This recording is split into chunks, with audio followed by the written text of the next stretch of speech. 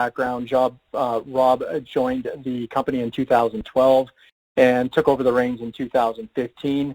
And I would say that Athabasca has been a real standout in terms of creatively finding ways of securing third-party capital in a really challenging environment for all mid-cap producers going back for at least the last 6 years. So maybe, Rob, you can just take a few minutes to walk us through how you're thinking about the business strategically, where you're currently focusing your efforts operationally and the lessons learned over the last several months. Sure. Thanks, Menno. Happy to do that, and thanks for having me on this virtual panel discussion.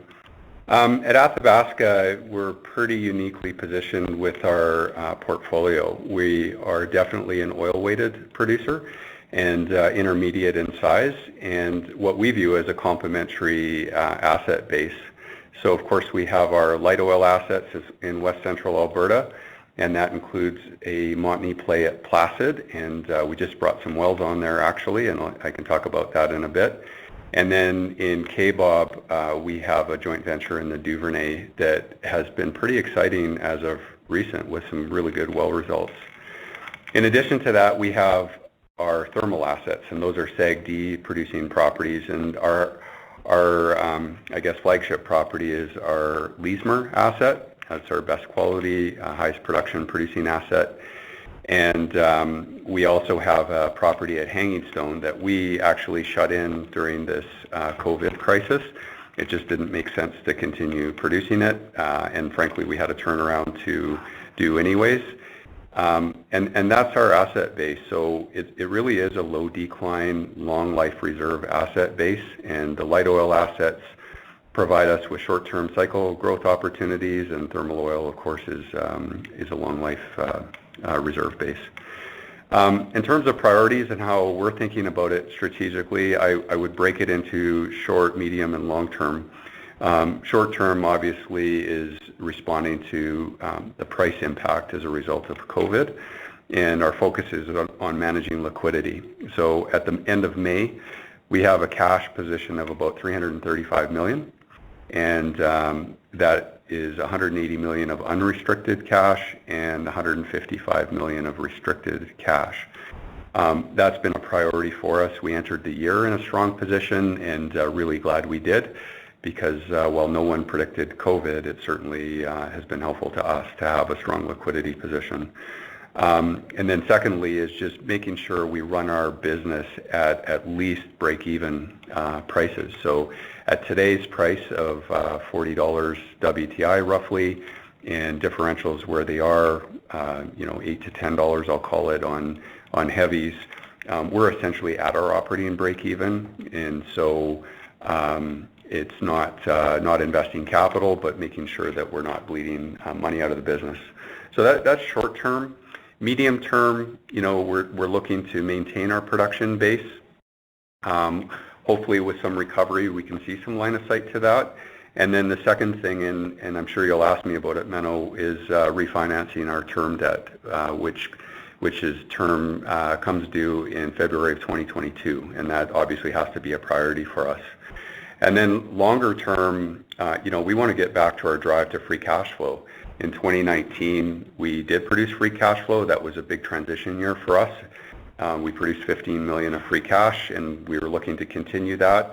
And I would say value is our very most important criteria. It's not growth at any cost. And however, having said that, in our business, it likely means getting incremental scale, and whether that's organically or inorganically, whatever drives the most value.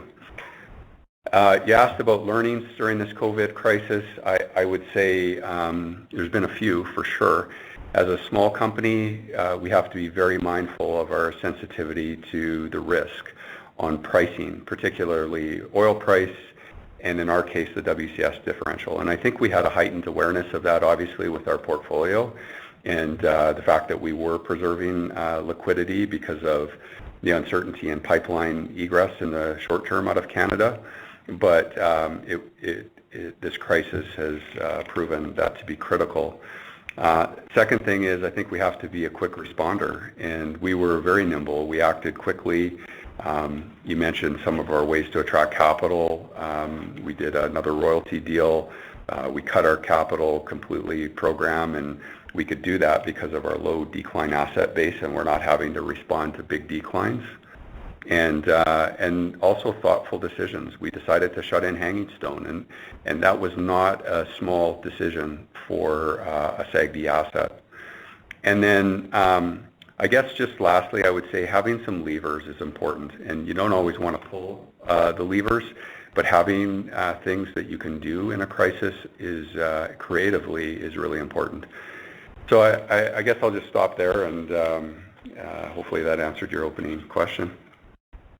Yeah, that was great, Rob. And maybe it makes sense to now drill down on some of the assets, starting with Leismer. I believe the original plan was to take production down to 8,000 barrels per day in reaction to very weak pricing. And so the question is, how much did you ultimately cut it back? Where do rates stand today? And what can we reasonably expect that profile to look like through year end if we assume that the strip holds? Yeah. I think every operator in the basin was faced with decisions to curtail volumes, and a lot goes into those decisions, especially for assets that are under SAGD operation. Just the considerations that went into that is first, the integrity of our steam chambers. We can hold heat in a reservoir, but every reservoir reacts differently, and we have had some past experiences with curtailing, both during the Fort McMurray forest fires in 2016 and through some different turnarounds. And then just understanding what flexibility you have to maintain that integrity. And at Leismer, we do have natural gas co-injection that helps maintain pressure so that you have more flexibility with your production. I think the second thing is just marketing. You got to be mindful of nomination commitments, and you don't want to find yourself in a situation where you're having to buy barrels to fill a commitment or sell them into a distressed market. And so you have to be thinking at least a month or two ahead. And then obviously the biggest one is financially, is what is your fixed cost structure, and what are your marginal costs of production. And if you can produce above your marginal or variable cost, that's where you want to be, so that you can offset your fixed costs and hopefully have positive operating income. So specifically at Leismer, it's got a 20,000 barrel a day productive capacity. We had announced in the midst of the low of the WCS pricing here a couple of months ago that we would likely take that asset down to 8,000 barrels a day if necessary. Fortunately, pricing rebounded off those really extreme lows, and we only took the asset down to about 15,000 barrels a day for a short period of time. And now we're back up to 18,000 barrels a day. And so I would expect we're going to hold it between 18 and 19,000 barrels a day. And then just so you know, our break-even cost for the Leismer asset is about $23 WCS. So, today's pricing is better than that. So we're in a pretty good spot on the asset, and our marginal cost, which is our variable cost, is about $11 WCS. So we were fortunate enough not have to curtail it significantly, and we're kind of back on track to what we originally planned. Terrific. And then if we move on to the light oil division and the Duvernay specifically, your capital carry just wound down in that play. And so on the back of that, what is the outlook for the Duvernay? And with the full understanding that you can't speak for the operator, what gives you the confidence that it is committed to the play longer term and that you can keep pace from a spending perspective? Sure. So we're pretty excited about some of the more recent results that we've seen in the Duvernay. So the reason we went into a joint venture on this was to de-risk the acreage position we had. It was just too big for our ability to finance it. So we just finished $1 billion of spend on our lands over a 4-year time horizon, and our net capital exposure was only $75 million. So it's now in a position where it's de-risked, there's tons of running room, and really no material expiries. Some of the most recent results are from the oil window, and if you went to our presentation, you'd be able to see some of the results, but we're seeing IPs of 1,000 BOE per day, close to 90% liquids. And even after 6 months, those wells are doing 500 to 600 barrels per day. And that they are screening as some of the top liquid wells in the basin. And I think you can just go to the recent monthly broker top well reports pretty much with any bank, including TD, and you'll see that they're ranking very well. And one of the reasons I'm excited about that is because these are in an area in a shallower part of the field, and it's proving the reservoir capability, but the future costs will be much lower because they're shallower. And so we've already achieved $7.5 million on a 2-well pad, and I think we have line of sight to $6 to $7 million on 4-well pads. So I just wanted to put that in perspective. As far as the joint development agreement, yes, we just finished the capital carry. We now have a complete alignment with our partner on what the 5-year plan looks like. It really is $50 to $60 million gross over that time horizon, and so our share is $15 to $18 million net.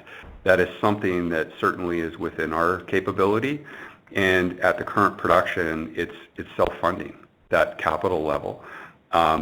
We, as a partnership, have the ability to increase the capital spending when prices recover, and we feel very protected because changes to capital budgets require unanimous approval, and that means we get to have a significant say in how it gets developed. And the last thing I will say is the AMI and the ROFR are now no longer apply either, so we really kind of get to make some independent decisions from our partner. So I'm pretty happy with where this ended up. It's exactly where we intended it to be, and it's played out really nicely. And are you happy with the current 70-30, 30-70 structure in the Montney and the Duvernay? Is there any reason to think that this could change over time where you end up swapping your 30% non-operated working interest in the Duvernay for the other 30% operated in the Montney or something along that line? Yeah, I think, like I don't really like to talk about the BD initiatives externally. I just don't want to set expectations there. But having said that, we think the play now has good long-term value for our shareholders. It's self-funding. It's going to contribute to cash flow. My preference would be to have full control of operations and a high working interest. So maybe over time that would be the goal. I certainly don't want a non-op interest to be our largest call on capital. So, and like I said before, there's not an AMI or a ROFR, so we do have the ability to make some independent decisions there now. So I'm pleased where it's at, but nothing imminent is about to happen there. So. And then if we move on to the refi, the debt maturity for February 2022, $450 million US. What are you seeing in the credit markets currently? Is it I'm assuming it's a priority. Is there anything that you can elaborate on that front beyond what you talked about at the beginning of the call? Yeah, well, it is a priority, and there has been some deals. I think the market has been open for select issuers. Our focus, frankly, in the very near term has been maintaining liquidity and stabilizing our cash flow. We're not in a situation where we have a maturity next quarter, so we're mindful of the time horizon, but it wasn't a desperation situation. So, it's something that will continue to be a priority for the next several months and through the rest of this year. And I hope that with perhaps some recovery in pricing, that the markets continue to be open and there's an opportunity for us to do something. Perfect. And then if we move on to the other key asset, Hanging Stone, you made the decision to indefinitely shut in production at that project. is the base scenario here that we never see this project come back online? And if not, what would you need to see to start producing again? And if we were to assume that oil prices remain really weak in perpetuity and it does remain shut in, would there be any opportunities to harvest some value from those assets, be it the surface infrastructure or otherwise? Sure. Well, I know we said that the asset was going to be shut in indefinitely, and at the time, and that's really because we didn't have a specific time scale on what our next moves would be. But with where the pricing was, we needed to act quickly. It's a smaller scale asset, so about 9,000 barrels a day, and it just can't withstand pricing where it was at single-digit WCS numbers. And so we had to protect the company against extreme losses by producing it. Just to give you a perspective, the break-even cost of that asset is about $31 WCS. So, really kind of where we are today. And the marginal cost on that asset is about 23. So the reality is it would be better producing than to stay continuously shut in. Just based on those numbers. Now, we have to look out further than today's strip. We've got to look into the winter months and see what it looks like. So our objective is not to leave the asset shut in forever, and I don't think an investor should assume that. I think what we're going to do is protect the downside, and we can do that on pricing, and so we can do that likely through some hedging, and I think we're actually in probably a pretty good spot today to work on that. What we really did was a turnaround on the asset. We had to do that anyways, so we were able to do actually a more efficient cost turnaround than to try to compress it into 3 weeks, because we've done it over 3 months instead, and it needed to be done. So the asset will be ready to turn back on production when we think we were adequately protected and can bring it back on stream. And that's how we think we'll get the most value long term from it. And we don't intend to have fixed costs on a non-producing asset in our portfolio for the long term. And would there be a fuse on that decision where you say we can leave this completely shut in for this next 6 months, and then at that point we either make the decision to bring it back on or shut it in permanently? At what point does reservoir integrity become a bigger concern? Yeah, I think if we were going to make a decision, it's likely going to happen before winter. Just that you don't really want to start up an asset when the weather turns either in Canada. So, but we are monitoring weekly our pressures and temperatures in the reservoir, and the heat has actually stayed really. It's been preserved in the reservoir. The pressures look good, so I don't feel there's been any short-term damage. And we actually had some experience with this asset before when we had to shut it in for the wildfires. If we were to shut it in for a whole year, like another year, I think then it introduces more risk. So we would rather not do that. We want to make sure we have the proper financial protection, and then our intention is likely to start it up. But we haven't made that decision yet, and we'll make sure we let the market know when we do. Perfect. And then if we look beyond the obvious drivers of value, which we just talked about, Leismer, the Montney, the Duvernay, what other assets could drive value creation longer term that may not necessarily be recognized by the market today? Yeah, well, the one asset that we didn't talk about was our Montney, and we did drill 10 wells last winter, and we didn't bring them on initially. What we did is clean them up and then shut them in, because with the low pricing, we didn't want to produce our best rates when pricing was really low. So we just brought them on actually July 1st. So those are coming on stream. That will be good production for the back half of this year. Obviously a very different break-even scenario in light oil. It's really about a $10 net price break-even to produce those assets. So what we did in the interim is produce our base production, which is lower decline, and now we've just brought on those new wells. So we have another 150 to 200 wells in that area that we could drill. So that's one thing. I think just, I don't want to get over our skis here on long-term value when we're in the middle of a COVID crisis, but, for us, pipeline egress, TMX is being built, and I know the headlines today are bad out of the U.S. with Access and KXL, but the reality is TMX is constructing Line 3 from Enbridge is under construction. A $5 move on differential is $40 million of cash flow to our company, and so I think that is huge future value for us. And just as a reminder, we have 20,000 barrels a day on TMX, and we have 7,200 barrels a day on the base Keystone pipeline. That we haven't. We don't have that capacity ready yet, but we expect that within the next year.